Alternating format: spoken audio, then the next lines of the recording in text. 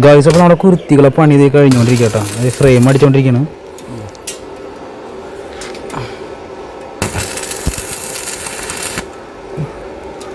നമ്മളിത് പെയിൻ്റ് അടിച്ച് അട്ടിയാക്കി വെച്ചിട്ടുള്ള ഫ്രെയിമുകളാട്ടത്.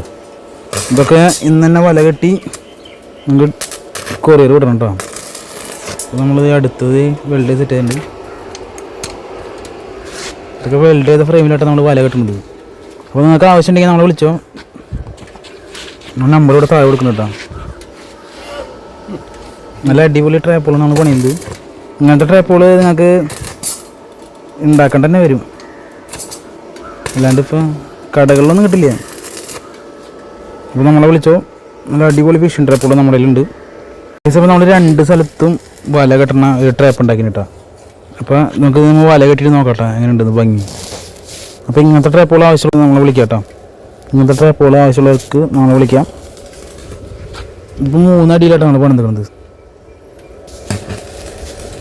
കൂടുതൽ നോക്കിക്കോട്ടെ, നല്ല അടിപൊളി കണ്ടില്ലേ.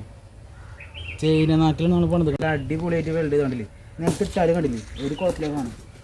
ഇത് വേണ്ട നമുക്കൊന്ന് ഇങ്ങനെ ആക്കിയാലും കണ്ടില്ലേ, ഒരു കുഴപ്പം വരില്ലേ. നല്ല അടിപൊളി സാധനം. ഇത് നമ്മളിപ്പോൾ കൊടുക്കുന്നത് ഒരു 1000 രൂപ എമൗണ്ടിലായിട്ടാണ്. അപ്പോൾ നിങ്ങൾക്ക് വേണമെങ്കിൽ ഓർഡർ ചെയ്തോ. നമ്മൾ കേരളത്തിലെ എല്ലാ സ്ഥലത്തേക്കും നമ്മൾ ഡെലിവറി ചെയ്തിട്ടാണ്. അടിപൊളി സാധനം കണ്ടില്ലേ.